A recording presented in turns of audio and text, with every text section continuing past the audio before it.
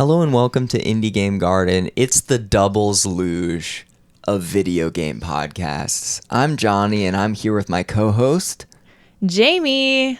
So does this mean that we're like lying on top of each other while we record this? I had a dream last night about potential t-shirts for the show where it's like characterized, kind of stylized versions of us in a double luge position, but instead of the sled being a sled, it's like an N64 or something. Oh. To be workshopped. Game controller. And like the little legs of the sled are like the cords coming out of the controller, and then the controllers are at the end or something. Interesting. I feel like it would probably look kind of just naturally a bit sexual, so we would maybe have to like lean into the memery of that. To be clear, it wouldn't be like human photorealistic. It would kind of be like almost stick figure-y, or I don't know. It's still possible it would look like sex. But then on the back, there would be a quote that says, "The doubles luge of video game podcasts." Do you think people would understand it when we're not in like peak Winter Olympic times? I feel like the more esoteric it gets, the better the bit gets. I see. We'll workshop it. That might be more of a me thing, though. I think you might be onto something. And as long as I keep introducing episodes, I will keep taking shots at our introduction. But the Doubles Luge of Video Game Podcast, Bargain Bin, we review games usually around the $15 to $20 price point or below that, and tell you our thoughts on them. That's kind of the point of the show, like you're sifting through the bargain bin at your favorite local game shop back when games were physical, you know? Jamie nodded. It's an audio medium, though, so she agrees. So today we played... Sorry, I just didn't know if that was just kind of like a rhetorical, you know. That's okay. I'm just trying to keep the momentum going. For this week, we played Dead Pets, a punk rock slice of life sim from Triple Topping and Akupara Games. It was released on February 6th. The price is $14.99, currently on sale for 10% off. And the best way to describe this, I think, is it's a kind of slice of life management-ish sim with some mini games built in, but a lot of it is kind of visual novel-y. There's like there's simple interactions going on in a lot of the gameplay, but mostly you're walking around as the main character Gordy, talking to folks, unfolding a story, and eventually you do a little diner dash minigame here, you do a little rhythm minigame there, but that's kind of the vibe. It reminded me a lot of Night in the Woods. That's all I'll say as far as comparing it to other games. But it definitely has a unique style, a unique artistic vision, and for me, that was the most interesting part of playing this. So, Jam, I'd love to dive in wherever you kind of want to start with your thoughts, and then we can kind of get in the flow of things. Do you want to talk about the premise of the story? Sure. So you are Gordy, just turned 30, and you're in a punk band, and your life is... You're living the art life in that you're making art, you're dedicated to your art, and you're not dedicated to that much else as far as like a career or a partner or something along those lines that is perhaps a little bit more normatively acceptable. And so you have clashes with your family about saying, they're asking like, when are you going to get a real job? You eventually, come in contact with your brother who has more of a corporate lifestyle, a baby, these types of things. And so in a lot of ways, I would say it's kind of a quarter life crisis game in that you are committed to your art, you're committed to your band, but you are Gordy trying to navigate the world as someone who's growing older and trying to kind of keep the art dream alive.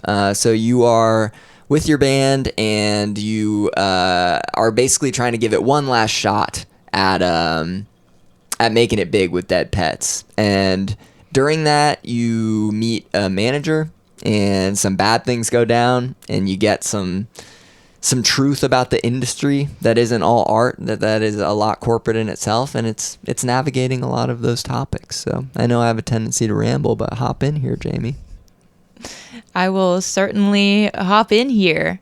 Yeah, and like throughout the story, like I guess some of the game loop, you're able to kind of have like certain decisions here and there that impact. There are like 3 different meters. There's the Gordy meter, the like socially acceptable meter, and then the band meter.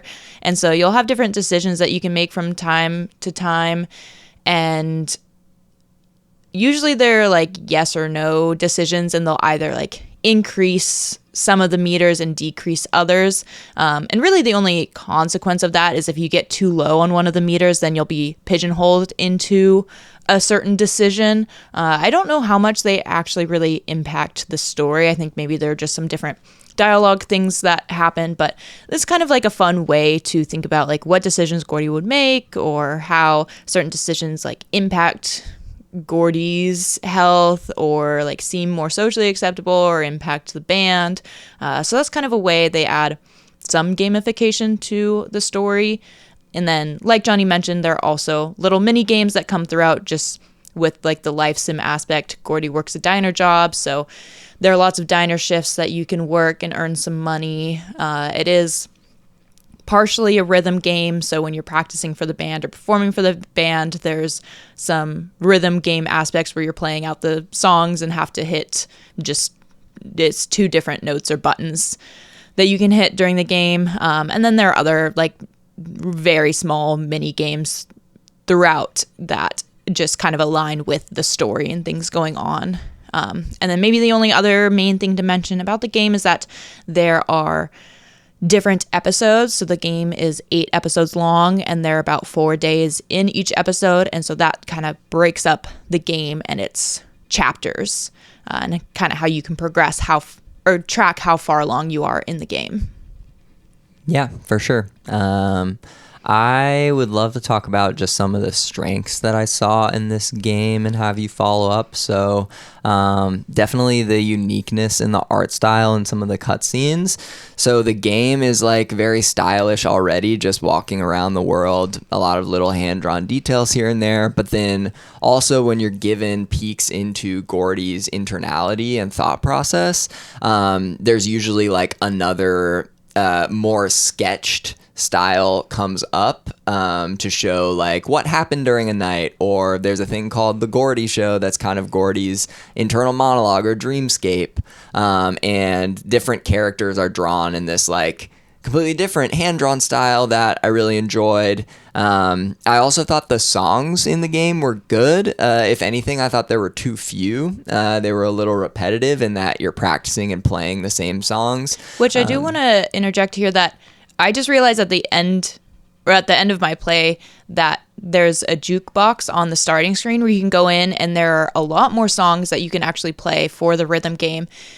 And I mean, I guess maybe I could see how they just wanted to keep the songs that you play in the game more true to Dead Pets and like the same kind of sound and vibe. I'm sure it was the same artist making all of those songs, but like there are more songs in the jukebox. So I also was kind of like, I wonder why they couldn't just have like thrown in some other songs in there, but I guess maybe they wanted it for the consistency. Oh, that's interesting. Yeah, that's a bit of a bewildering choice, just because I thought the songs were great. It was mainly just like variety that was lacking. Right. It would have been really nice to get to play, to quote unquote play some other songs. Yeah, and yeah, just hear them, because I mean, I rolled credits on the game, but I didn't even see that jukebox function, so I wouldn't have even known it was there. Yeah, and the songs are fun. I also really enjoyed them. They're fun to listen to. Yeah, very punk. They're great. Punk vibes. Some of the character development was also really good. One of my favorite characters is like the kind of maternal figure who runs the local bar, and you get to talk to them and like hear a lot of good advice, especially for Gordy, whose like own mother pushes her into certain things that don't seem that great for Gordy, but like the kind of like strong woman entrepreneur archetype helping Gordy out, I really enjoyed. And then yeah, I mean, just the weirdness of the game and it not being afraid to like go down these strange rabbit holes, I also thought was really interesting. As far as like there's a portion where if you're scared of teeth, I can't recommend this game to you. There's like a whole 2 episodes on just Gordy like looping in her head about teeth, which is interesting. And there's a place where you like floss out a little demon, and it seems like you you want to say anything about that. Oh, it's just like, I mean, I feel like the like losing your teeth being kind of like a common stress dream. It was like at a peak of some conflict with Gordy, or just like bad things happening. So it really, it leaned into the whole like idea about stress and teeth and things going wrong with the teeth and like being out of control in that regard. It really leaned into that, and I could feel it in my soul. I was just like, oh yeah, things are not going well right now. Yeah, and that leads me into kind of my last thing that I think is a wonderful part of this game, which was, as someone who, you know, I have my own anxiety, but I am a white man and I don't have kind of the internality that someone like Gordy has. Kind of a like queer woman trying to make it in the art scene. Like, I felt like the game did a really good job of bringing me into that mindset and giving me, you know, a bit, I think empathy is an overused word, but a bit of empathy in the way that only games can. You know, if it were a movie about Gordy, I wouldn't have played uterus pinball after like the weird gynecologist tells her that like her biological clock is ticking. And that's just one example of like, A, the game's weirdness, but B, the way it kind of like brings you into Gordy's anxieties and outlook on the world, this kind of like fun but also strange, fucked up, and like sad vision that I think just gave me a way better sense of like what someone with that particular identity is going through when they feel, you know, marginalized or, you know, kind of put through the capitalist meat grinder, which it is certainly putting through the capitalist meat grinder, and having skepticism of corporations is something I've gone through. But other things that Gordy has gone through as an artist in the world today, or, you know, a world adjacent to our own, is something that I really valued. So I think that was the game's biggest strength for me. Yeah, and I think like, you know, we did mention it seems like heavily on the visual novel side, and like this game, does not hold back on what it's talking about, what it's trying to do. Very feminist, if that kind of helps encapsulate probably some of the things in this game. I mean, there's like, in Gordy's home, there's like a dildo sitting on her bedside table. There's talk about like pregnancy and like not wanting to have kids, and dealing with people always being like, when are you going to have kids? And like Gordy just being like, I don't want kids. Stop pressuring and asking me about this. Yeah, there's like gynecologist visits. There's, I mean, I guess like this may be a spoiler, so like skip ahead a little bit. There's like the main conflict in the story is kind of about like a sexual assault situation, and dealing with like producers and managers who just are very misogynistic and sexist. So this game does not hold back by any means in what it talks about, what it throws at you, what it like exposes you to. And, you know, we mentioned kind of wanting to talk about like considering the medium of a game in which to do that. And, you know, it is like you're playing as Gordy, so you're kind of embodying Gordy and empathizing with Gordy and acting as Gordy, so it kind of puts you in their shoes a bit more. So yeah, like that is, I feel like the main draw for the game is just getting to like live through that. And I would say I feel like the games in it were pretty entertaining. I think maybe you touched on this, but I would love to talk a little bit more, or like highlight it a bit more.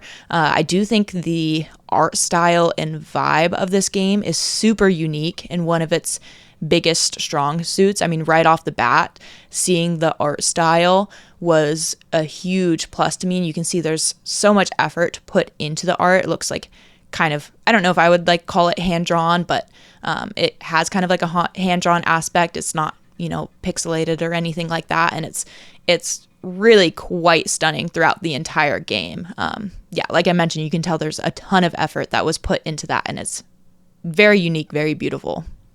Yeah, and I would love to talk about the minigames a little bit, but before we get into that, I just wanted to talk about like the little the little touches that were put into this game that certainly didn't need to be there, but that like really elevated the experience and showed me that it was like a carefully made, beautiful game, was like you can change Gordy's outfit at any time, and like you kind of build up outfit options as the episodes go on, and you can even change like hairstyles and shoes and pants and anything that like you can make your Gordy. And there are like a number of options. Like there are some that kind of are more like feminine, there are some that are very much not, and like that was wonderful. You can water your little plant and get like a bonus, a slight bonus in like mood from doing that. But then right next to the little plant are like 2 little plant pots stacked on top of each other with plants that like didn't work out and are dead. And like, I don't know, anytime I was thinking like, where is the detail in this game? It was always there, as far as like heightening realism while also giving the user an experience that only a game can give. Yeah, because in every area, there's like fun little things that you can notice in the background that, either have some funny jokes or like have something to say. And yeah, so if you're in tune with trying to look out for the details, there is, like you said, it's always there. There's a lot there, and usually it's pretty entertaining.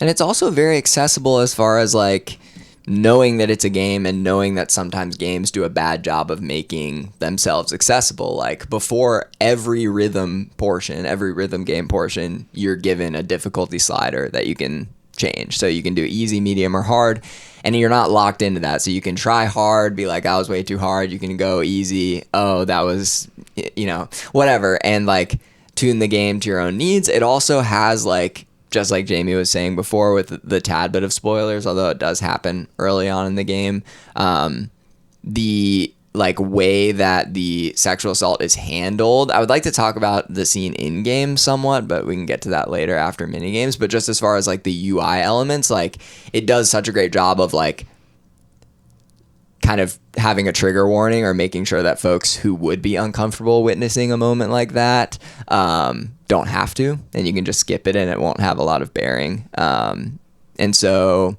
yeah, I just thought that it was a wonderful sort of collection of details here. But getting into the mini games themselves, there are 2 main ones. I would love to hear what you thought of one or the other or both. Yeah, so there's like, I think you're talking about like the diner work is like one of the main recurring mini games, and then the rhythm games as the other mini recurring games. Were those the 2 you were talking about? Yep. Okay.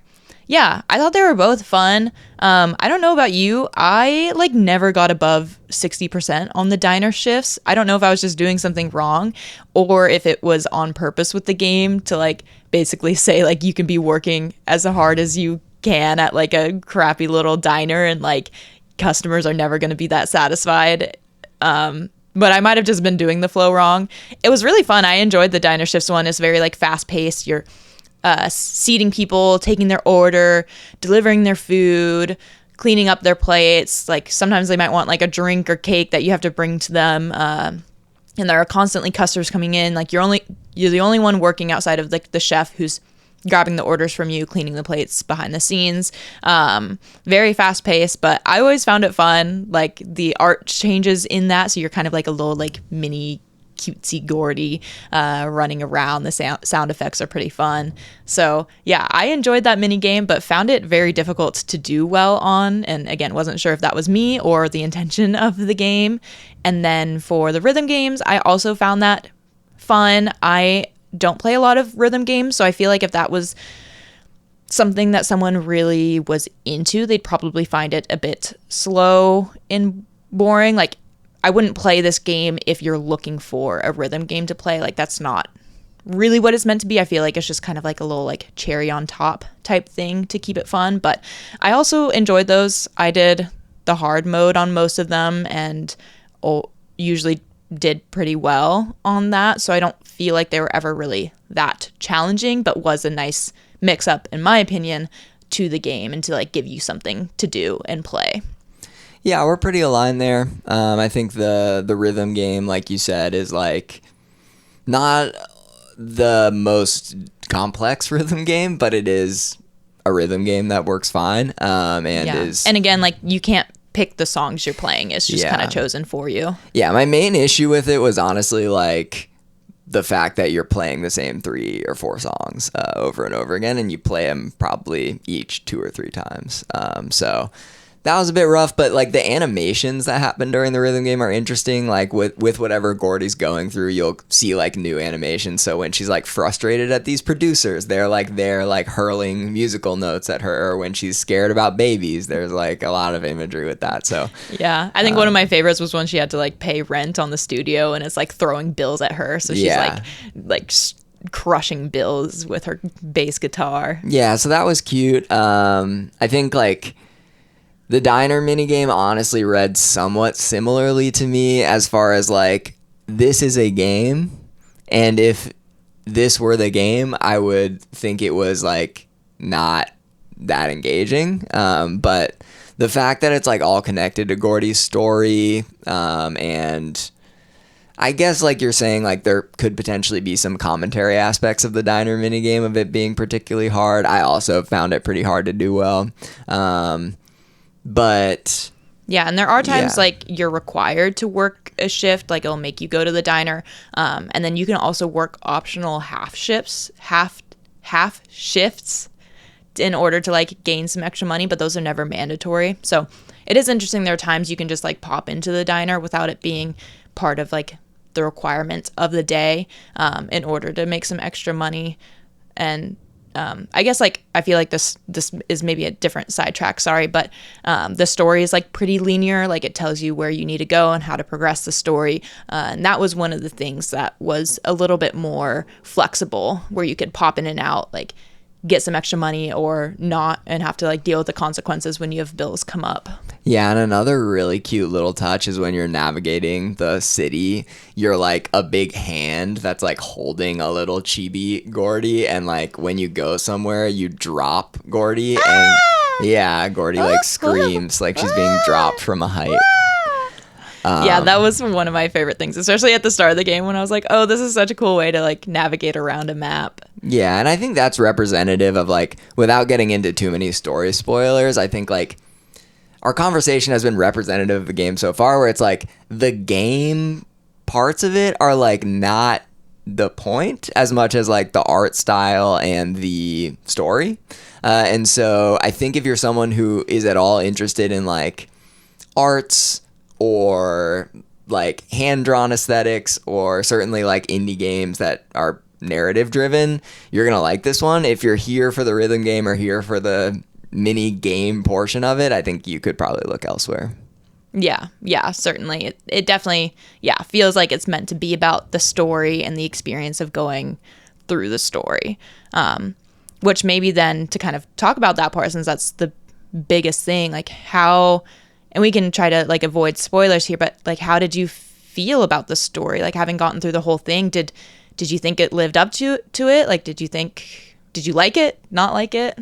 So I really appreciate the story for being authentic, because it's one of those stories where, and I don't think this is that much of a spoiler, I think it's pretty clear that like there's not going to be like a big breakthrough. There's not going to be like they become world stars or whatever. So it's mainly just Gordy like navigating transition in life and navigating change as she grows older, which is what it's about from the start. I think it's handled pretty well. I do think it drags in parts. And I think the strength of the story is the character development. Yeah, I would agree. The best example of this that I can give is like there's a band member named Brian who's kind of like this Chad who throughout it all is like sympathizing with the wrong characters, being a bro, getting drunk, all these things that like normally piss me off in like bro culture. But then like toward the end of the story, when you share, you know, these personal details with the band, he's very supportive and like a friend and wants to be in your corner, and he just kind of asks like, why didn't you tell me earlier, basically. And so I think like that's a great example of what this story can do, and what the writers of the story are really deft at is like presenting you with these, you know, somewhat tropey characters that you think you know, and then showing that there is depth to all people, and showing that, especially folks who are in like an art scene or who feel bound together by a common passion, there's a lot of solidarity there that you might not sense on the surface. And that was really powerful for me. Yeah, I agree. Yeah, and I think like one of those moments specifically for that character for me is like there's one part where he just mentions like offhand that he has a horse. Yeah. Which like swirly. Yeah, which is so funny because like you'd be like, what? This character has a horse, and then you're like, oh my gosh, like this character is just a huge giant teddy bear who's just like kind of doesn't really know any better, but like has a kind heart that could grow into something. So yeah, I feel like that was like a really big example for me of the character development and just kind of being like, oh. Yeah, and like a lot of the characters that in most video games, like a tropey JRPG or whatever, that would be like most sympathetic are kind of like the meanest to the main character or like the most standoffish or what have you. Like Jay, who's like the best friend, Gordy's best friend, is always saying like, I can't do music, like just let me work, like don't bother me for this. And there are certain things that you can like pay or not pay that he has to cover that he gets like really pissed at you about. But like throughout it all, it's like the nostalgia of Gordy and Jay making music together, and also Gordy being there for Jay as he goes through these things with his partner Vel, that are like, it shows you the complexity of human beings, and I think for a game to do that is super impressive. Yeah. Yeah, and that does make me think, I mean, like, this game is so much about community and friendship and the reality of that. And I think you're totally right that this game really crushes how it portrays that and the nuance and complexities of having a close community and having close friends who have been there for so long, but who are also living their lives alongside to you, but on like different roads. And yeah, I think this game does handle and portray that very, very well. Yeah, and I think that's what makes it special. And if you're kind of interested in getting that from novels or TV or some other medium, and you look for your games for like crunchy strategy or like cool mechanics, like this one might not be for you. Because really what it is, it's like a hand-drawn love story about like trying to make art and trying to be good people, and in a world that is kind of averse to both of those things, I would say. Right. Yeah. But yeah, I mean, those are my main thoughts on it. Like the conceit, I guess we didn't really describe that well, is like you're all demons, so there'll be people with like kind of sphincter looking faces. There'll be people with like horns. Gordy has horns, and there'll be these people who have like Ys for heads that are blue.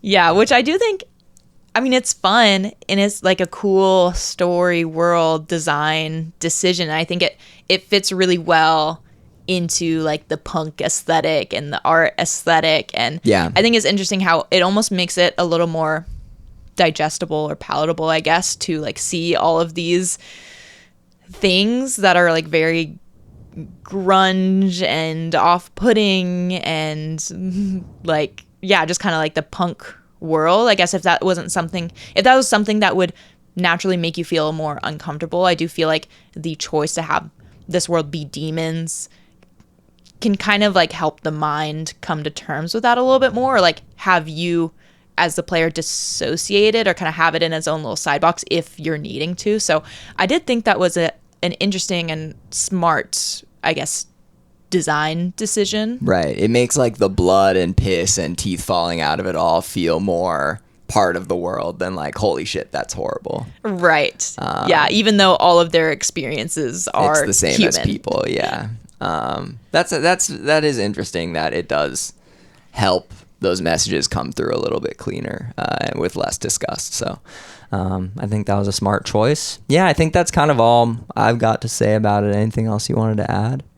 I don't think so. I feel like we covered the bulk of it. Yeah, I agree. Pretty concise. Good job.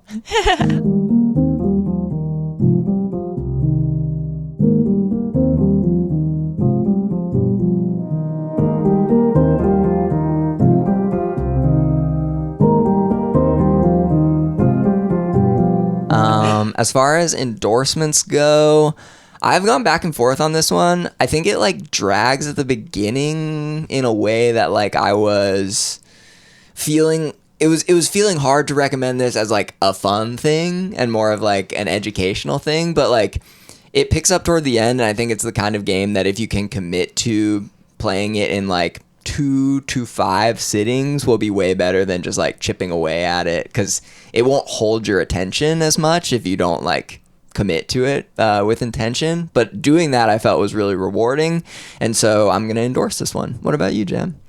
Yeah, I would, before I say my endorsement, agree with what you were saying. I think it does help to know that it's only 8 episodes long. Yeah. I think it was at the 5-6 episode mark that I was starting to lose interest or kind of be like, gosh, if this is 10 episodes long, I don't know if I would care to finish this. And then when you told me it was 8 episodes, I was like, okay, I can like pull through on this. And then getting to like the end of episode 6 into episode 7, I was getting hooked again. So yeah, I would agree that it's a little up and down in how it hooks you, but knowing how long it is and committing to finishing it, I do think it's a worthwhile experience. I think I would also endorse it. I mean, this game is about $15. I think if you know what you're getting into with it and you know that you like more narrative driven visual novel type games that have something to say, like if you know what to expect and you know you like that, this game will be worth it. Like, it's very well done. Again, the art is super cool. It's very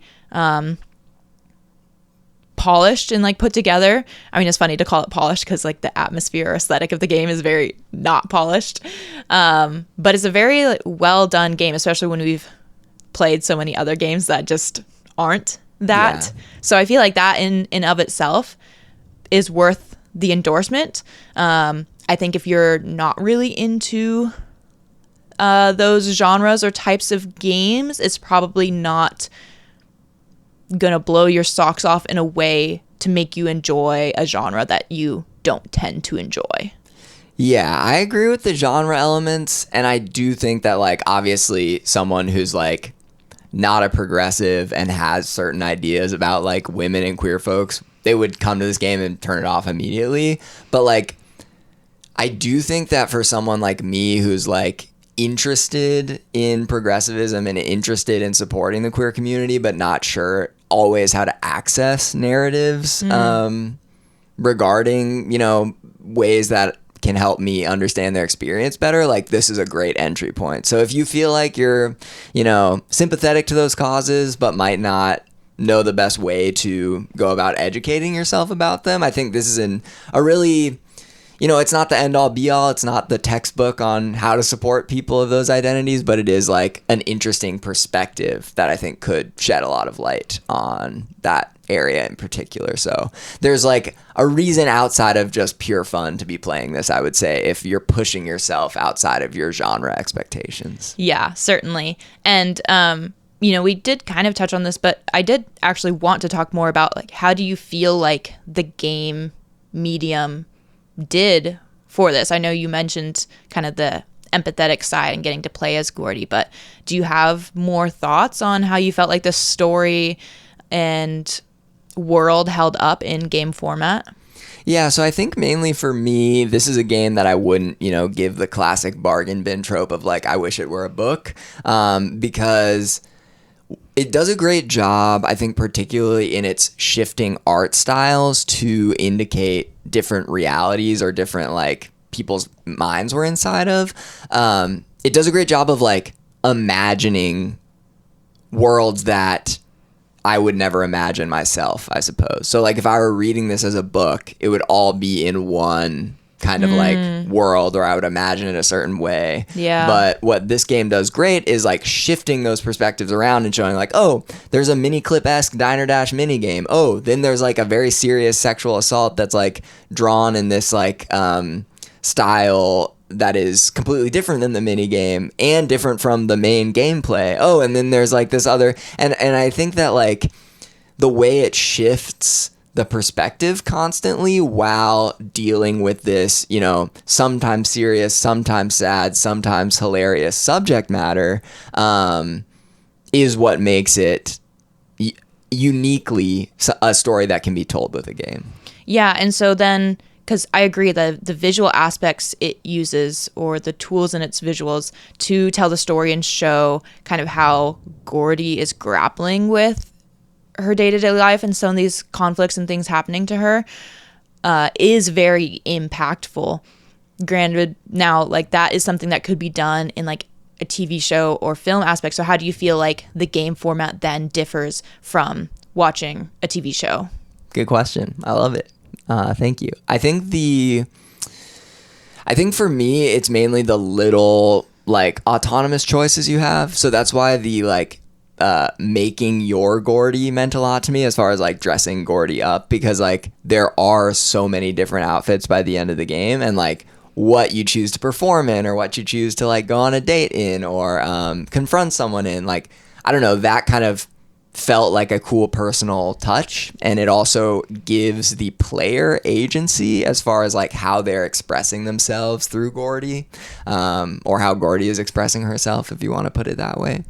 So I think mainly in those little bits of agency. I also think that in a TV, the game's medium is a lot younger, and so there's not as many expectations for what it should be. And I think that gives this game license to be as weird as it is. So like a TV show could be as weird, but you wouldn't see so many different art styles wrapped into a single TV show unless it's like this, you know, outsider perspective or what have you. But it's not going to be like on HBO or like a big budget show that's doing that, because they don't have money or tolerance for experimentation like a game does. So that's another reason. Yeah, I would agree with all of that. And I like that you mentioned kind of getting to have your own Gordy. You mentioned the outfits and like some of the decisions too, because there's a lot of, you know, like some scene where when it's knee deep in talking about Gordy not wanting kids and they go to their parents' place and like Gordy's mom is like, oh, like when you are a mom one day or when you have kids one day, and then it's like a choice to be like, okay, should Gordy remind her mom for the 100th time that she doesn't want kids, or just let it slide because she's had a really busy, rough week and just can't deal with that right now. And so it puts you in Gordy's shoes to be like, oh, like, wow, I have to decide whether to remind my mom or not. Like, how would I be feeling this situation? Or like, how do I think Gordy's feeling in this situation? What do I think Gordy would do? Or what would I want Gordy to do? And yeah, I think that is a really unique aspect of the game, is that it forces you to go that one step further and make that choice for Gordy, or like make your own choice and maybe do a little bit more thinking about how all the pieces tie together and what the experience would be like. Yeah, and you were mentioning earlier how while there are a lot of choices throughout the game, they don't really have a bearing on the linear story outside of like maybe a few different dialogue options. But I would argue that the mechanics are happening in your head in those moments where it's like you having to balance the different meters is showing how Gordy needs to take care of herself, or else she's not going to be given the opportunity to remind her mom for 100th time because she's too tired, or she doesn't have enough like social interaction, or in some cases she doesn't have enough money, or you know, what have you, to make these different decisions. And I think it shows not only like socioeconomic privilege, but it also shows like, you know, the economy of sleep as a privilege, and the economy of like social interaction or feeling like you're supported as a privilege. And I think one of my favorite features was that every day you wake up and you can like water one of your plants, and it gives you a little Gordy point. Yeah. And it's so minor and so subtle. It's like just like taking the little moment to water your plant and like care for something outside of yourself like helps boost Gordy's points. Yeah. So all that's to say, I think like if you're willing to think a little bit deeper about the art that you're interacting with, I think this game has a lot for you. Yeah. How many, I'm curious now, how many times were you pigeonholed into making a certain decision? I think none. Yeah. None? Yeah. Oh, okay. It happened for me a couple of times. Okay. I think mostly it was times where the like social rating was too low for me. So I had like done too many things that were good for Gordy, but bad for how she was perceived socially. I see. And so then there were like a couple moments where I would have made another decision that was like plus Gordy minus social, but I didn't have any social left. So I had to make this decision that was minus for Gordy, but plus for like coming across as socially acceptable. So interesting. Yeah, so that did happen for me a couple of times, and it really leans into what we were just talking about of how you might want to like do all these things that are good for Gordy, be like, no, Gordy, take care of yourself, you should do this, you should stick up for yourself,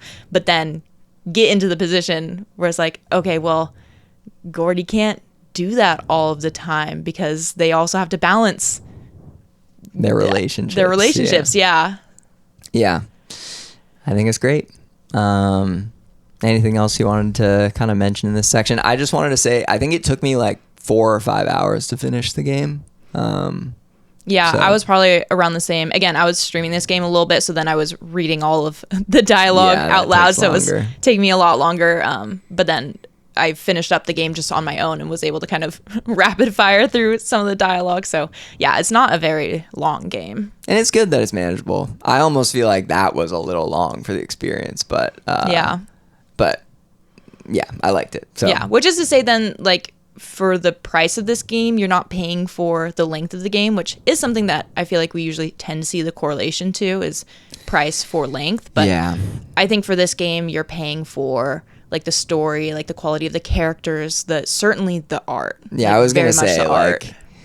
Yeah. It's hard to. It is how our minds work as consumers, but it sucks because like there are hundreds and hundreds and hundreds and hundreds of hours went into making this. You can tell because of just how carefully it has been made. So right, yeah, it's probably more similar to like eating out at like eating a meal. Totally, being like you're paying more for the atmosphere, a quality quality experience compared to just fried food or something like that. Hey, that's or not fried food, but fast food. Great correlation. Yeah. Cool. Any minimal moments this week, Jam? Oh goodness, I'm trying to think. I mean, I've been a bit like tired lately, so that feels like it's clouding most of my mind. I feel like I've probably talked about this in my minimal moments before, but I'm enjoying a couple of the anime shows that I am watching lately. One is called Hell's Paradise and the other is called Sentenced to be a Hero. I'm really enjoying those shows right now, so I'm all caught up, unfortunately, which means I have to wait each week for a new episode to be released, but I'm liking them a lot. It was Valentine's weekend this past weekend. I'm sure this is going to be in your binnable moments potentially, but we had a really lovely weekend. We had a freaking delicious sushi dinner, like a high-end sushi. It was so good, such a cool experience. And then the next day we saw a movie, went to a little arcade, and it was just really nice to relax, spend some quality time together, do some unique things that we don't do every week by any means. And I just really appreciate getting to spend the time with you and do something special, do something different. So it was really quite a lovely weekend. Oh, that's nice to hear. Yeah, I felt the same way. The movie was The Man I Love, starring Ida Lupino, and she was great in it, I thought. A film noir. Yeah. Although it seems like the movie was debatably noir. Yeah, it was from like the 40s, I think, so pretty old, black and white, but it was cool to see on the big screen. And the movie theater we go to has chocolate popcorn. It was quite good. Yeah, so we brought some gummy bears too. Yeah, It was a treat. Big treat. Well, for me, I was grinding Jeanne d'Arc on the PSP before Dead Pets came into my life, and I had to like set it aside kind of intentionally because otherwise I would have not gotten to Dead Pets. So hoping to get back to Jeanne d'Arc, but I also just picked up Mugenics, so maybe I'll play another tactics game, but that's a lot of tactics games for my life, so I might have to go one by one. I've been very interested in surfing eBay for PS Vitas, but have held off on buying them. So hopefully I can continue to do that. I'm fascinated by the Steam Deck. Really grateful for the Steam Deck because Steam Deck shortages are happening now with all the wild political things, and tech is getting more expensive. And so I bought a case for my Steam Deck because I'm like, I don't want to like a hard shell because I don't want to like break it. Wow, I didn't know that. Yeah, so really grateful for that.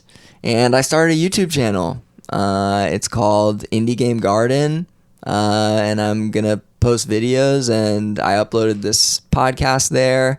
Also another podcast also called Indie Game Garden where I interview developers, and so that's all getting started, and you can find that on a lot of platforms and podcatchers by searching Indie Game Garden.